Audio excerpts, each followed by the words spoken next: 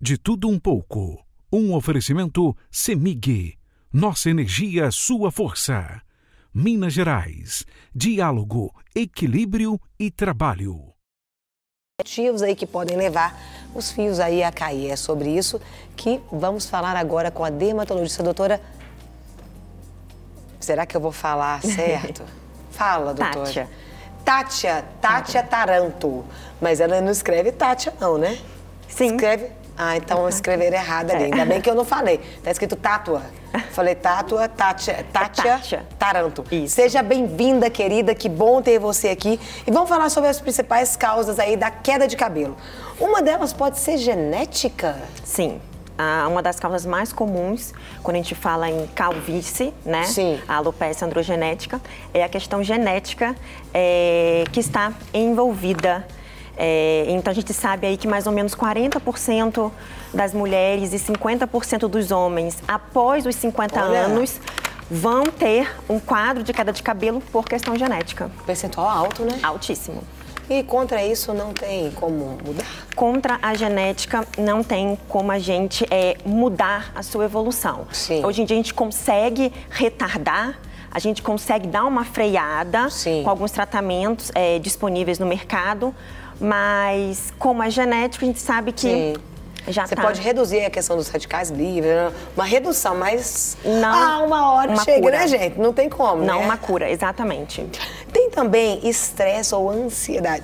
Isso aí o povo não tem nada, né, doutora? Não, bem pouquinho, né? Pouquinho, coisa pouca. Sim, então tanto o estresse emocional quanto o estresse orgânico, por exemplo, cirurgias, infecções agudas, o pós-parto em mulheres grávidas. Estresse orgânicos? Estresse orgânicos, exatamente, que levam ao seu organismo a um baque.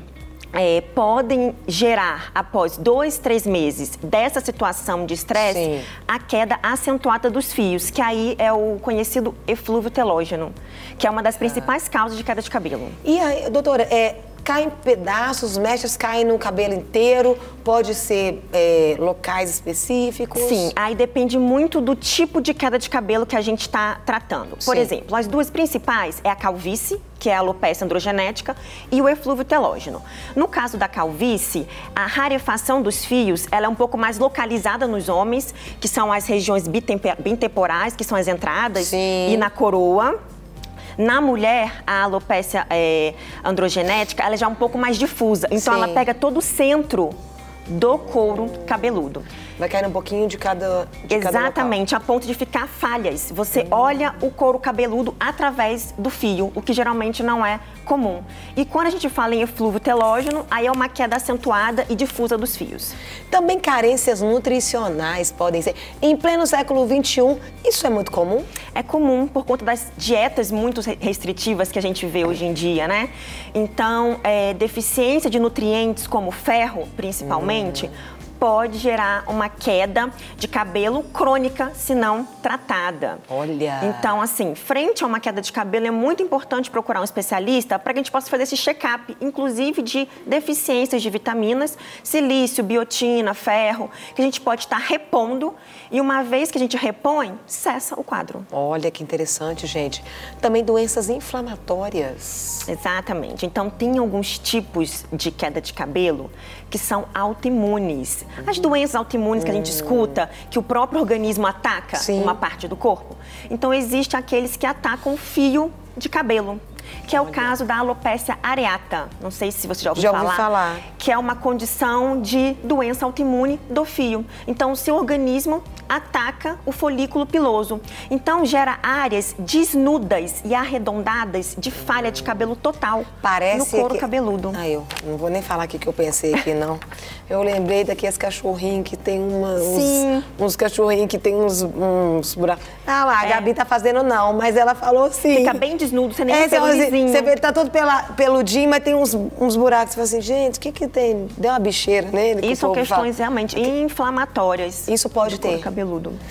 Tem também problemas na tireoide. Tireoide, ela organiza ou desorganiza tudo, né, doutora? Sim, exatamente. Então, a gente sabe que a tireoide produz hormônios que afetam o nosso metabolismo, né? E uma vez que esses hormônios estão reduzidos, no caso do hipotireoidismo, o que o organismo faz? Ele pega aquele pouco que a tireoide produz e dá para órgãos vitais. E a pele, cabelo e unha fica de lado.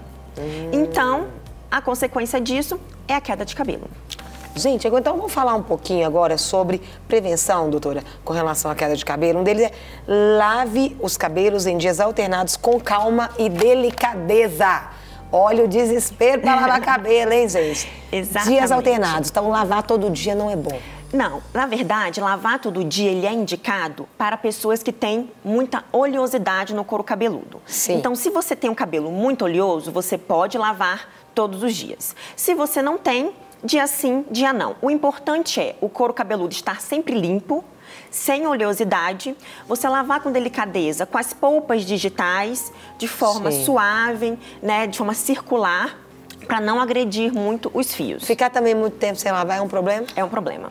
Porque o cabelo sujo, o excesso de oleosidade faz o quê? O desprendimento do fio. Então, a gente aumenta a queda de cabelo nessa população de cabelos muito oleosos e que não lavam diariamente ou dia sim, dia não. Agora, esse período de frio, a gente acaba lavando até menos o cabelo, não é verdade? Sim, e o pior, lava com água quente. Pelando. Então, gente, água quente é terrível, tanto para a pele quanto para o couro cabeludo. Então, ela favorece a formação de dermatite seborreica, que são as caspas, que pioram cada vez mais a queda. Então, o ideal é sempre estar lavando com água morna, para a temperatura ambiente. Tem aí também escolha shampoos com menos detergente. Explica pra gente isso aí. Então, hoje em dia, a gente sabe que existem no mercado shampoos específicos para cada tipo de cabelo, com menos surfactantes, mais delicados ao fio, né? Sim. Então, na avaliação que nós fazemos em consulta, a gente avalia o tipo de cabelo do paciente e a gente indica, então, shampoos mais adequados. E o importante é sempre enxaguar bem, nunca deixar resíduo de produtos, nem shampoo, nem condicionador nos fios para não pesar e não fragilizar o cabelo. Hidratar os fios com produtos adequados. Não dá para ser com qualquer um. Não dá para ser com qualquer um. Tem que ser de acordo com o seu tipo de cabelo. E hoje em dia existem... Você ganha um presentinho lá de alguém, mas que não tem nada a ver com o seu cabelo. Não vai colocar. Não vai. Pode até piorar o ressecamento, piorar queda. Não pentear o cabelo no banho também é um fator, né? É um fator. Quando o cabelo tá molhado, ele tá mais esticado. Então, ele fica muito mais fácil de sofrer ruptura durante um trauma como a escovação no banho. Então, a gente orienta a não escovar durante o banho para evitar quebras. Também evitar excesso de químicas. Isso é difícil, né, doutor? Né? É difícil. Secador, chapinha, babyliss. Aí você entrou no calcanhar de Aquiles da galera. É difícil. Tanto químicas que a gente fala, tintura e progressiva ao mesmo tempo, né? Junto. Quanto o excesso de secador, babyliss e chapinha pelo calor excessivo. Então, existem algumas táticas que a gente pode estar orientando ao paciente com relação à distância do secador para o fio, o uso de um leave-in, de protetor térmico. Mas o ideal seria, quanto menos você usar, melhor. Uma pergunta, existe um grupo etário onde acontece mais isso? Essa questão da queda de cabelo? Isso. Sim. Ou isso pode até acontecer com crianças também? Porque hoje em dia tem mãe colocando química na cabeça do menino. Sim. Usando secador todo dia. Não, você não pode ter esse cabelo cacheado, né? Vamos lá fazer. Aquelas coisas de não aceitação de uma questão de identidade. Isso tem sido incutido já na cabeça do menino bem cedo, né, doutora? Então, por isso que a gente fala que a queda de cabelo, ela pode acometer qualquer faixa etária. E isso vai depender do tipo de alopécia, né, de queda de cabelo que eu estou lidando. Então, existem algumas que são mais comuns em crianças, como aquela queda de cabelo, aquela alopécia que fica arrancando os cabelos, que é a tricotilomania. Sim. Ou então a alopecia areata, que é a doença inflamatória, pode acometer muito crianças.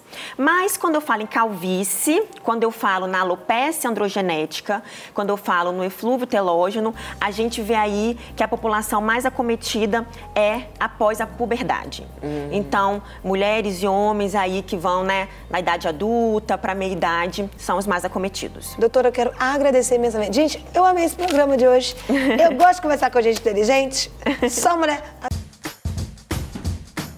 Não quer ficar um segundo por fora da nossa programação? Agora você pode nos acompanhar através das plataformas digitais. Queridos amigos e amigas, preciosos irmãos e irmãs, não perca tempo. Acesse, curta e siga-nos. Fique por dentro de tudo que acontece aqui.